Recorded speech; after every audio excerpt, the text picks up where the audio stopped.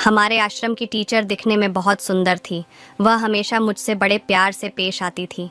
उनका यूं प्यार से पेश आना मुझे तब समझ में आया जब एक समान उन्होंने मुझे अपने घर बुलाया। उसे दिन वह स्कूल नहीं आई थी जिसे मैं भी चिंतित था। शाम को उनके घर जाते ही उन्होंने मुझे सीधे अपने कमरे में बुलाया। मुझे पास बुलाकर टीचर ने कहा कि आप मुझसे अकेले नहीं रहा जाता, तुम मेरा अकेलापन दूर कर सकते हो। ऐसा कहकर टीचर ने वहीं पर मुझे कभी सपने में भी यह नहीं लगा था कि मेरी पहली नौकरी मेरे लिए इतनी लकी साबित होगी। मैं एक आश्रम में चपरासी के रूप में हाल ही में नौकरी पर लगा था। आश्रम में स्कूल की एक खूबसूरत शिक्षिका मेरे प्यार में पड़कर मुझे कुछ ही दिनों में ऐसा स्वर्ग सुख देगी, यह मैंने कभी सोचा भी नहीं था। इतने सालों में जो मैं नहीं कर पाया था, उसके सारे सबक मुझे वह टीचर देने वाली थी। इसका मुझे ज़रा भी अंदाज़ा नहीं था। मेरा नाम निखिल है और मैं 18 साल की उम्र में नौकरी में लगा था। जिस ज़िले में मेरी नौकरी थी वहीं मैं रहता था।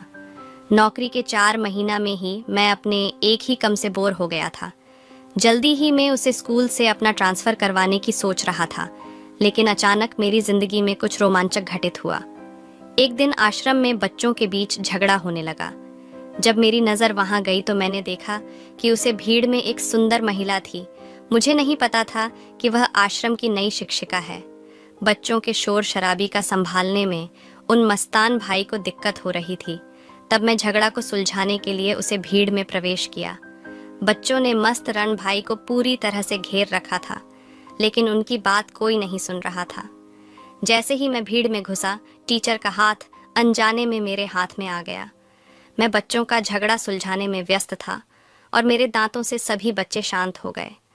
आश्रम में मैं सबसे मिलजुल कर रहता था और समय आने पर बच्चों को डांट भी देता था। मेरी एक जोर से दांतों पर बच्चे अपने अपने क्लास में चले गए। किसी बच्चे के पर मैडम के पैर पर लग गए थे, जिससे उन्हें अच्छी खासी चोट लगी थी। उनका हाथ पकड़ते हुए मैं उन्हें टीचर रूम तक ले गया। वहां पहुंचते ही मैं उनके पैरों पर मुहर्रम लगने लगा। उसे रूम में हम दोनों के अलावा और कोई नहीं था। मैडम ने मेरे कंधे पर हाथ रखकर कहा कि तुम स्कूल के नए चपरासी लगते हो। इस आश्रम में मेरी नई पोस्टिंग हुई है। मैं यहाँ की नई मैडम हूँ। मेरा नाम निशा है। मैडम ने खुद एक चपरासी से अपनी पहचान करवाई थी। मैंने उन्हें नमस्कार किया और अपना परिचय दिया। मैडम ने कहा कि नौकरी के पहले दिन स्कूल के किसी कर्मचारी से इस तरह मुलाकात होगी। यह मुझे नहीं पता था। मेरी मदद के लिए बहुत धन्यवाद। मैडम के पैर पर पट्टी बांधकर मैं अपने दूसरे काम पर निकल गया। कुछ देर बाद फिर मैं टीचर रूम में शिक्षकों को पानी देने आया। वहां जाते ही मैंने देखा कि वही मैडम वहां बैठी थी और अपने पैर को छैल रही थी। मैं उनके पास गया, उन्हें पानी दिया और पूछा, क्या आपको ज़्यादा तकलीफ हो रही है? मैडम ने सिर हिलाकर हाँ में जवाब दिया। तभी एक और मैडम वहां आ गई और निशा मैडम का हाल पूछने लगी। मैं वहां से जाने ही वाला था कि उन्होंने मुझे रोक लिया। वह बोली, निखिल, निशा मैडम को ज़्यादा तकलीफ हो रही है, क्या तुम उन्हें उनके घर छोड़ सकते हो? मैं सहमति जताई और निशा मैडम कॉल के घर छोड़ने के लिए निकल पड़ा। उसे दिन पहली बार मैंने उनके घर देखा। मैं उनका हाथ पकड़कर उन्हें घर के अंदर तक ले गया और फिर उनके कमरे तक पहुंचा दिया। इसके बाद मैं उनके लिए रसोई में चाय बनाने लगा। मैडम फ्रेश होकर कमरे से बाहर आई और मैं उनके लिए चाय लेकर बाहर आया। चाय देते ही मैं वहां से निकलने लगा। इस पर मैडम ने मेरा धन्यवाद किया और मेरे गाल पर हाथ फेरते हुए मेरी बहुत प्रशंसा की। उनकी बातों में मेरी तारीफ सुनकर मुझे भी अच्छा लग रहा था। जिस तरह से मैडम ने मेरे चेहरे पर हाथ फेरा, वह सब कुछ थोड़ा अलग था। मैं उम्र में उनसे छोटा ही था, तो शायद वह इसलिए से मेरे चेहरे पर हाथ फेर रही थी। वह 35 साल की थी, परंतु अपनी उम्र में भी वह बहुत सुंदर थी। पहली मुलाकात में मैं उनके घर तक पहुंच गया था। मैडम सुबह से बहुत अच्छी लगी। उसे दिन के बाद से मैडम का कोई भी काम होता तो वह मुझसे कहती। मैं उनका हर छोटा बड़ा काम कर देता था। वह मुझसे बहुत खुश थी। एक दिन मैडम का जन्मदिन था। मैंने कुछ शिक्षकों को उन्हें जन्मदिन की बधाई देते देखा और उसे समय हमारी नज़रें मिली। मुझे मैडम को खाली हाथ बधाई देना अच्छा नहीं लग रहा था, लेकिन नज़रें मिलने के बाद भी उन्हें बधाई ना देना भी सही नहीं लगा। तभी वह मेरी ओर आने लगी। तभी प्रधानाचार्य ने मुझे आवाज़ दी और मैं उनके काम के लिए वहाँ से निकल गया। उसे दिन जब भी निशा मैडम और मेरी मुलाकात का मौका आता, तो मैं उनसे दूर हो जाता, क्योंकि मुझे उन्हें खाली हाथ बधाई नहीं देनी थी। शाम को मैडम जी ने मुझे उनके घर में जन्मदिन के मौके पर आमंत्रित किया। रात को अपने कमरे में जाकर मैं अच्छे से तैयार हुआ, फिर उनके लिए एक अच्छा सा गिफ्ट खरीदा और उनके घर पहुंच। जैसे ही मैं वहां पहुंच, मेरी आवाज़ सुनकर वह मुझे अपने घर के गेट पर लेने आई। उन्होंने अपने घर को बहुत ही साफ सुथरा रखा था। उसे दिन एक सुंदर घर और एक सुंदर महिला को मेरी आंखें सबमिटने की अब कोशिश कर रही थी। मेरे किराए के छोटे से कमरे में जो सुंदरता नहीं थी, वह सुंदरता उनके घर में थी। उनके घर में पहुंचकर मैंने देखा, हमारे अलावा घर में और कोई नहीं था। उनके जन्मदिन का केक मुझे टेबल पर दिख रहा था। मतलब ज़रूर कोई मेहमान में केक लेकर आया होगा। मैं मास्टरनी जी से पूछा कि उन्हें भी बाहर बुलाए। इतनी देर से मैं अकेला ही आ बैठा हूँ। जब उन्होंने कहा कि घर में मेरे और तुम्हारे अलावा और कोई नहीं है, फिर यह आपके जन्मदिन का केक कौन लाया, ऐसा पूछते वह बोली, ये केक मैं खुद ही लेकर आई हूँ। मैडम जी ने अपने जन्मदिन का केक खुद ही लाया। ये सुनकर मुझे बहुत बुरा लगा। केक लाने का विचार मुझे क्यों नहीं आया। मैं अपने मन में ही बड़बड़ाने लगा। मैंने मैडम जी से कहा कि मैडम सच में माफ़ करना, मुझे भी आपके लिए केक लाने का ख्याल नहीं आया। तब वह मेरे पास बैठ गई और बोली कि लेकिन मैं तुमसे नाराज़ हूँ, तुमने स्कूल में मुझे जन्मदिन की शुभकामनाएं क्यों नहीं दी। ऐसा कहकर वह मुझसे मुंह फेर कर बैठ गई। तब मैंने उनके सामने घुटनों पर बैठकर उन्हें उनका गिफ्ट दिया और जन्मदिन की शुभकामनाएं दी। मैंने कहा, भाई मुझे ऐसे खाली हाथ अपने शुभकामनाएं नहीं देनी थी, इसीलिए मैंने सुबह आपको शुभकामनाएं नहीं दी थी। वह गिफ्ट देखकर भाई बोली, निखिल तुम्हें मेरे लिए इतना महंगा गिफ्ट लाने की क्या ज़रूरत थी, तुम्हारा आना ही मेरे लिए काफ़ी है। ऐसा कहकर मैडम जी ने मेरा हाथ पकड़कर केक काटा। उन्होंने मुझे केक खिलाया और मैंने उनसे पूछा कि आपके घर में आपके अलावा और कोई नहीं है, क्या आपके पति दूसरे शहर में है। तब वह हंस पड़ी और बोली, पति, मेरी अभी शादी नहीं हुई है, मुझे शादी का विचार बिल्कुल पसंद नहीं है, इसीलिए मैं अपना सिंगल जीवन की रही हूँ। वह दिखने में सुंदर थी। उनमें इतनी सुंदरता होने के बावजूद उनकी सुंदरता की तारीफ करने के लिए उनके पास कोई नहीं था। उसे रात मैंने उनके घर पर ही खाना भी खाया। उनके हाथ में भी काफ़ी स्वाद था। उनसे बातें करते करते रात के 10 बज गए। घड़ी पर मेरी नज़र पड़ते ही मैंने मैडम जी से कहा कि अब मुझे जाना चाहिए, बहुत देर हो गई है। मैं ऐसा कहते ही वह बोली, निखिल इतनी जल्दी क्या है, थोड़ा और रुक जाओ। मैडम जी अकेली थी शायद, इसीलिए वह मुझे रुकने का आग्रह कर रही थी। मैं मन में सोच रहा था कि वैसे भी कमरे पर जाकर रोज़ की तरह मैं अकेला ही पढ़ने वाला हूँ, तो आज की रात यहाँ रुकने में क्या समस्या है। मैं मन ही मन सोच ही रहा था कि तभी मैडम ने कहानी की लाज की। रात, तुम यहीं रुक जाओ, सुबह जल्दी निकलना हो तो चले जाना। हाँ ना करते हुए मैंने उनके यहाँ रुकने की हम ही भर दी। इसके बाद मैं अपने कमरे में चली गई और अंदर से मुझे आवाज़ थी। मैं अंदर गया और तुरंत अपनी आंखें बंद कर ली। मैंने कहा, मैडम सॉरी, मुझे माफ़ करें, मुझे लगा आपने मुझे आवाज़ दी, इसीलिए मैं यहाँ आ गया। मेरा ऐसे कहने पर उन्होंने कहा, निखिल सच में मैंने तुम्हें आवाज़ दी थी, कपड़े बदलते वक्त उन्होंने मुझे क्यों बुलाया होगा। वह मेरी ओर पीठ करके खड़ी थी। उन्होंने कहा, पीछे मेरी पीठ तक मेरा हाथ नहीं पहुँच पा रहा है, क्या तुम मेरी मदद कर सकते हो। मेरे कपड़े के हक से खोलने में उनके कपड़ों को हाथ लगाने की मेरी हिम्मत नहीं हो रही थी, लेकिन उन्हें मदद की आवश्यकता थी जो मेरे लिए महत्वपूर्ण था। मैंने शर्माते हुए उनकी मदद की। मेरा काम खत्म होते ही मैं उनके कमरे से बाहर आ गया। उसे रात मैंने जैसे तैसे उनके घर में ही बीते। सुबह जल्दी ही मैं अपने कमरे पर निकल गया, क्योंकि मेरी यूनिफॉर्म कमरे पर थी। बिना उसके मैं नौकरी पर नहीं जा सकता था। कुछ ऐसे ही और दिन बीत गए। 2 दिन हो गए और मैडम स्कूल में नज़र नहीं आई। 2 दिन बाद मुझे उनका फ़ोन आया।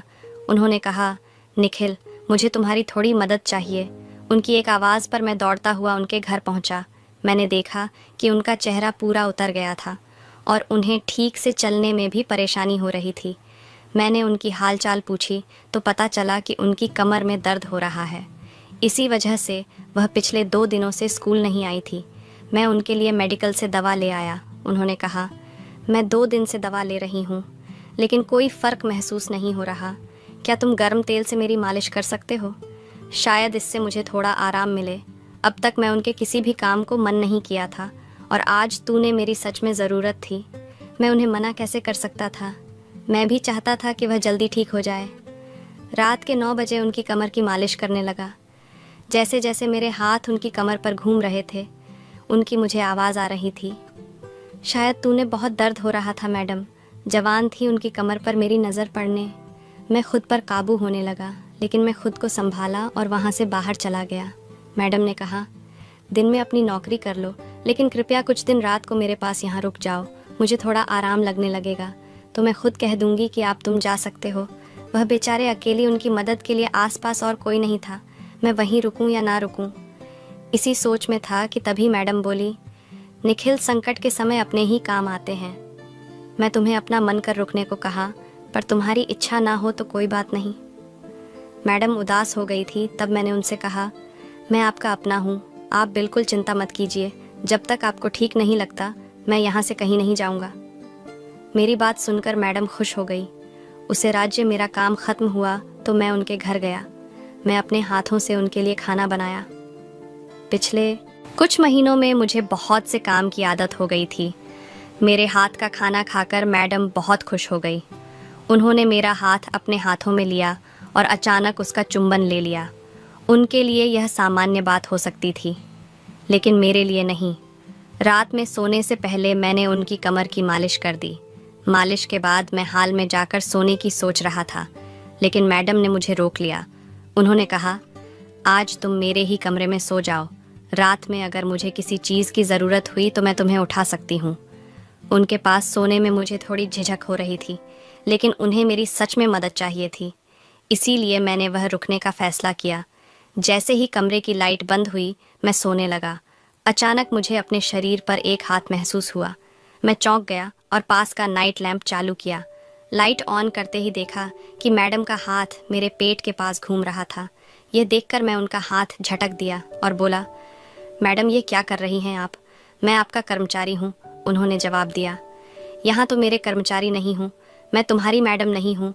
तो मैं देखकर रोज़ मेरा मन तुम्हारे पास आने को करता था, लेकिन तुम हमेशा इतनी खूबसूरत औरत से नज़रें चुराकर दूर भागते हो।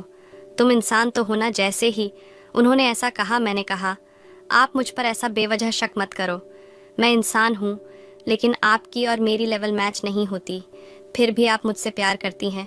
इस पर उन्होंने कहा कि मैं अमीर गरीब का भेद नहीं करती, पर तुम अब महिलाओं की तरह शादी का बहाना बंद करो। पर मैडम, जैसे ही मैंने ऐसा कहा तो वह बोली, अब तो मुझे पक्का सके कि तुम सच में इंसान नहीं हो। अपनी कमी छुपाने के लिए ही तुम यह सब बहाने बना रहे हो, है ना मैडम? मुझे उकसा रही थी ताकि मैं उनके साथ समय बिताऊं, पर मैंने ऐसा नहीं करने का फैसला किया। मैंने उन्हें साफ मना कर दिया। मैंने कहा, मैडम, मुझे भी आप पसंद है, लेकिन मैंने आपको कभी उसे नज़र से नहीं देखा।